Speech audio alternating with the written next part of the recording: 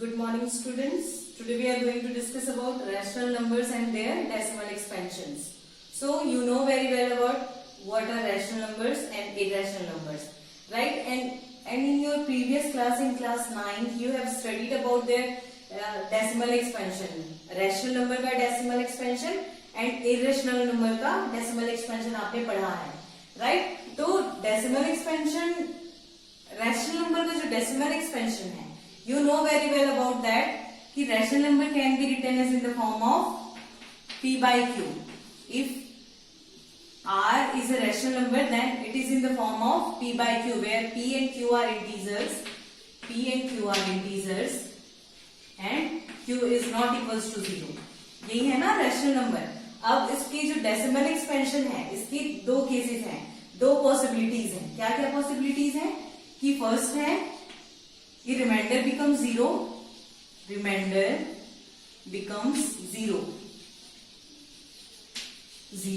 And second case is reminder never becomes zero.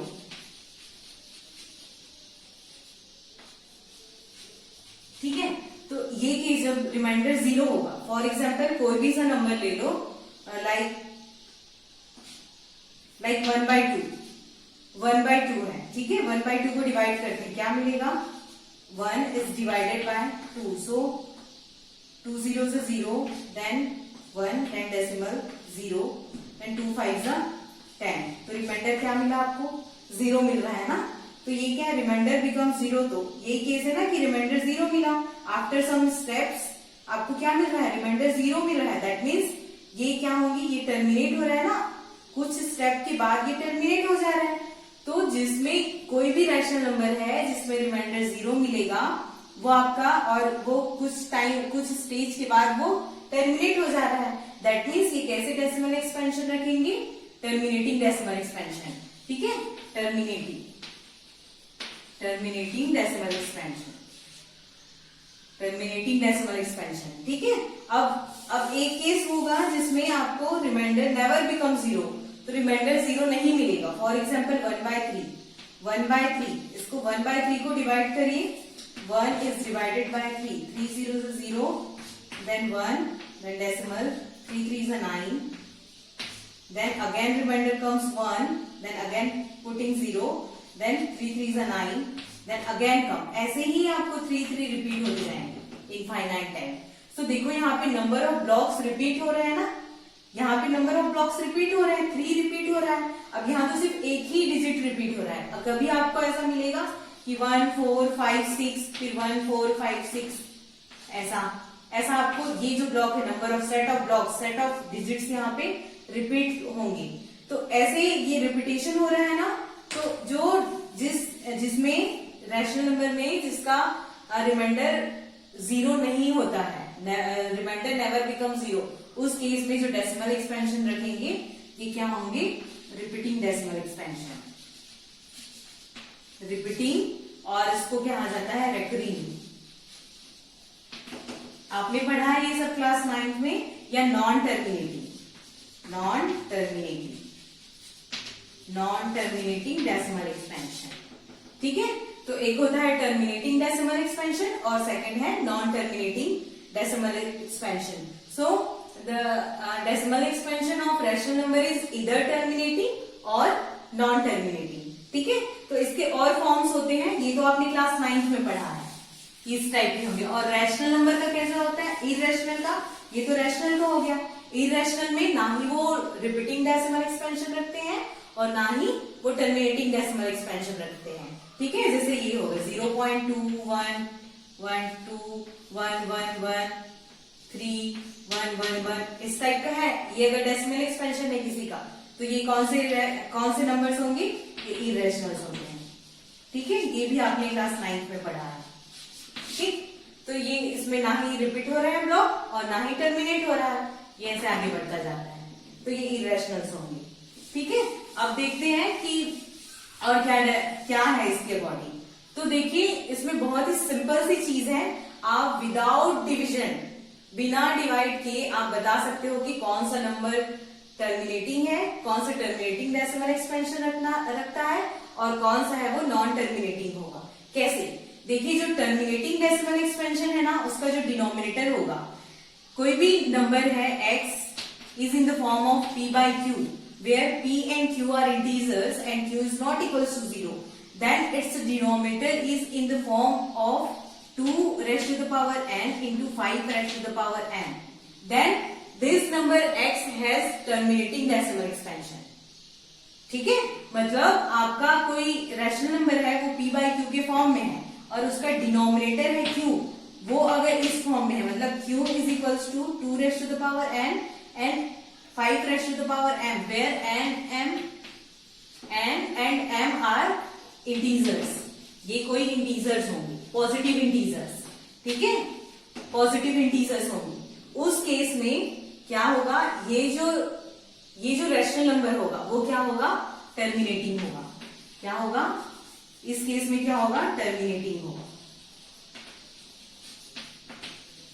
Terminating decimal expansion. It has terminating decimal expansion when q is in the form of 2 raised to the power n into 5 raised to the power m, या ऐसा हो सकता है m and n।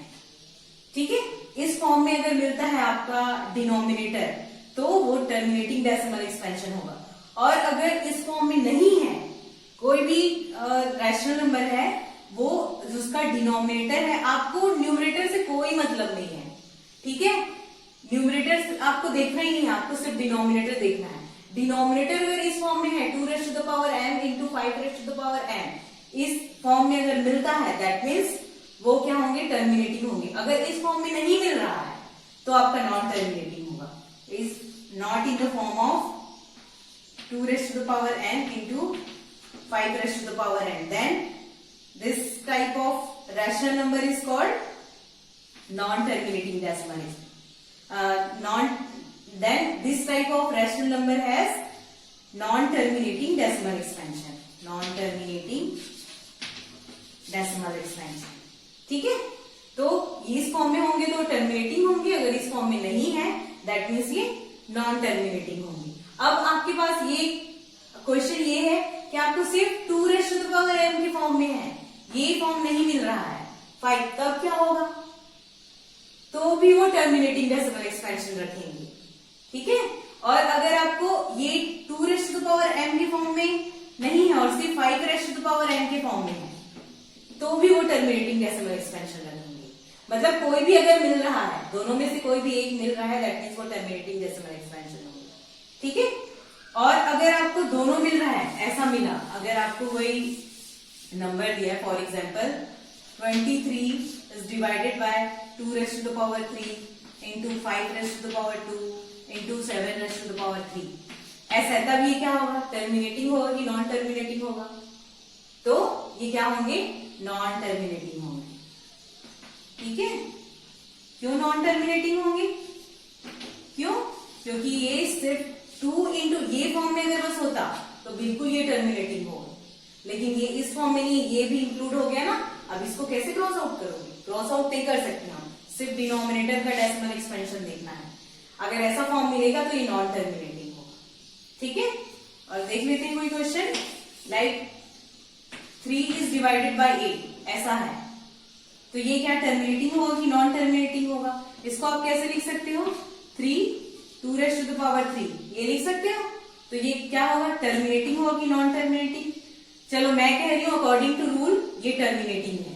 ठीक है, ये terminating decimal expansion रखते हैं, तो अब इसको प्रूव कर लेते हैं कि टर्मिनेटिंग होगा कि नॉन टर्मिनेटिंग। टर्मिनेटिंग का मीनिंग है कि आफ्टर मतलब आप डिवाइड करोगे तो आफ्टर सम डिजिट्स, डेसिमल के बाद कुछ डिजिट्स के बाद ये टर्मिनेट हो जाएंगे, मतलब एंड्स हो जाएंगे। देखते हैं इसको सॉल्व करके। देखिए 3 is divided by 8, so 8 0 is 0, then 3, then put decimal, then 8 2 is 16, 24। ठीक है, देन सब्ट्रैक्ट करिए कितना मिला, 10 में 4 गया 6, देन अगेन 0, फिर 56, देन 4, देन 0, 8 5 जा 40।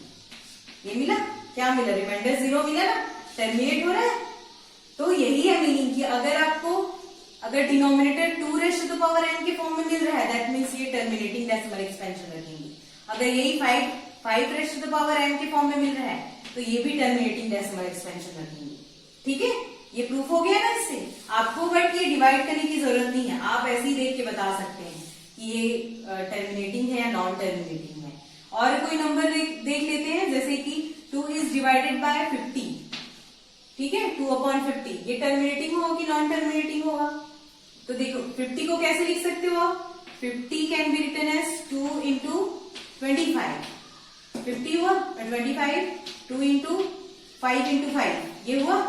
तो इसको कैसे लिख सकते हो? 2 raise to the power n into 5 raise to the power n, ये फॉर्म में होगा ना। तो it can be written as 2 raise to the power n and 5 raise to the power 2। तो ये क्या होगा? टर्मिनेटिंग होगा। ठीक है, टर्मिनेटिंग डेसिमल एक्सपेंशन है। अब 5 है तो भी टर्मिनेटिंग होगा ये। ठीक है, तो इस तरह से क्वेश्चन है यहाँ। Clear? Now let us solve exercise question. Question number 1 is here 13/3125 3125। अब आपको इसको बताना है कि टर्मिनेटिंग है, टर्मिनेटिंग डेसिमल एक्सपेंशन रखते हैं कि नॉन टर्मिनेटिंग डेसिमल एक्सपेंशन रखते हैं। तो देखिए, इसको आपको डिनोमिनेटर को बस कंसिडर करना है। तो डिनोमिनेटर क्या है? 3125। अब इसका प्राइम फैक्टराइजेशन निकाल लो, क्या हो जाएगा? प्राइम फैक्टर्स निकालोगे तो ये हो जाएगा 5 6 30, 5 2 10, 5 5 25। ठीक है, 5 1 5, 5 2 10, 5 5 25। Then 5 2 10, 5 5 25, 5 5 25, then 5 1 2 3 4 5। So it can be written as, कैसे लिखोगे आप इसको? 3125 is equals to 5 raised to the power 5. So 13/3125 can be written as 13/5 raised to the power 5. That means ये कैसे डेसिमल एक्सपेंशन रखेंगे? टर्मिनेटिंग होगा, टर्मिनेटिंग। ठीक है, क्यों टर्मिनेटिंग होगा? क्योंकि इसका जो डिनोमिनेटर है वो कैसे फॉर्म में है? 5 रेज़ टू द पावर 5 के फॉर्म में है। मतलब 2 या 5 दोनों में से दोनों है, ऐसा m और ये n, ये इस फॉर्म में है या इस फॉर्म में है या इस फॉर्म में, कोई भी दोनों में से कोई एक भी है, दैट मीन्स वो क्या होंगे? टर्मिनेटिंग होंगे। ठीक है, इसको देख लेते हैं। Question number 7 129/2 raise to the power 2, 5 raise to the power 7 and 7 raise to the power 5। ये क्या होगा? टर्मिनेटिंग होगा, नॉन टर्मिनेटिंग होगा। अब देखिए यहाँ तो ये तो है 2 raise to the power m and 5 raise to the power n के फॉर्म में, बट ये है ना 7 रेज़ टू द पावर 5 है। उससे पहले भी मैंने डिस्कस किया है कि सिर्फ अगर ये इस फॉर्म में होंगे तब ये टर्मिनेटिंग होगा। अगर इस फॉर्म में नहीं है, कोई दूसरा ऐड हो जाता है, दैट मीन्स वो नॉन टर्मिनेटिंग होगा। तो ये कैसे डेसिमल एक्सपेंशन रखेंगे? Non terminating. ठीक है, नॉन टर्मिनेटिंग डेसिमल एक्सपेंशन रखेंगे। क्यों? क्योंकि ये सिर्फ 2 into 5 के फॉर्म में नहीं है, यहाँ पे 7 भी मल्टीप्लाई, तो ये नॉन टर्मिनेटिंग होगी। ठीक है, तो क्या कह सकते हो एट लास्ट कि जो सिर्फ और सिर्फ 2 into 2 raise to the power m and 5 raise to the power n के फॉर्म में होगा, where m and n are some integers, some positive integers, okay, some positive integers होंगे, तभी उसी केस में ये टर्मिनेटिंग होगा। और एक केस और हो सकता है जब ये सिर्फ 2 हो और सिर्फ या 5 हो, उस केस में भी वो क्या होगा? टर्मिनेटिंग डेसिमल एक्सपेंशन होगा। ठीक है, और अगर 100 आता है, किसी भी के डिनोमिनेटर में 100 है, दैट मीन्स ये तो टर्मिनेटिंग ही होगा। जैसे आप ऐसा लिख लो तो क्या होगा? 1.35 ऐसा लिख सकते हो ना, तो ये तो टर्मिनेटिंग हो गया, ये तो यहीं से क्लियर हो गया। ठीक है, तो ऐसे ही आपको बताना है, सिर्फ देख के इसको कि टर्मिनेटिंग होगा या नॉन टर्मिनेटिंग होगा। रूल है सिर्फ डिनोमिनेटर को कंसिडर करना। ओके, तो ये एक्सरसाइज आपको ऐसे ही सॉल्व करना है। I hope it is clear to all. Thank you so much.